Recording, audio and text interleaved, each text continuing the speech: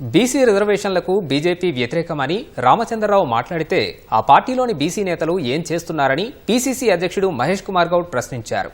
జనహిత పాదయాత్రలో భాగంగా నిజామాబాద్ జిల్లా ఆర్గుల్ మండలంలో జరిగిన ముఖ్య కార్యకర్తల సమావేశంలో మీనాక్షి నటరాజన్, మంత్రి సీతక్కతో కలిసి ఆయన పాల్గొన్నారు.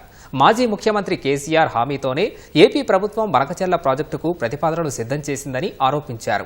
గత ప్రభుత్వం చేసిన తప్పులు సరిచేస్తుంటే కాంగ్రెస్ సర్కారుపై బీఆర్ఎస్ దుష్ప్రచారం చేస్తోందని మండిపడ్డారు.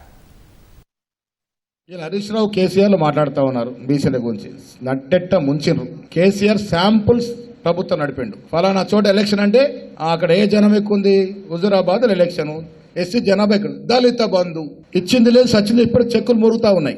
7 ఎలక్షన్ ఉంటే బీసీ బంధు, ఎన్నికలు ఉంటే నిరుద్యోగ వృత్తి, ఉద్యోగాలు. అరే ఎంత అబద్దాల కోరు ముఖ్యమంత్రి ప్రపంచంలో ఒకడు ఉండడు.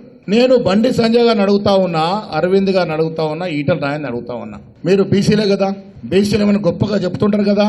అరే దమ్ము, ధైర్యము, చీము, నెత్తురు లేదా మీకు? కిషన్ రెడ్డి ఇట్లా మాట్లాడుతుంటే కండెమ్ చేయరా? రామచంద్రరావు బీసీలకు రిజర్వేషన్ సాధ్యమే కాదన్నప్పుడు మీరు ఎందుకు నోర్లు మూసుకుంటా ఉన్నారు? బీసీ బిడ్డలు కాదా మీరు? దమ్ము ధైర్యము లేదా? ఎందుకు మాట్లాడలే? రెడ్డి ముఖ్యమంత్రి అయ్యండి కుల సర్వే చేసి బీసీలకు రిజర్వేషన్ ఇస్తాను ముందుకు వస్తా ఉంటే సపోర్ట్ చేయాల్సిన బీసీ ఎంపీలు, బీసీ ఎమ్మెల్యేలు ఎందుకు నోరు మూసుకొని కూర్చుంటా నోరు?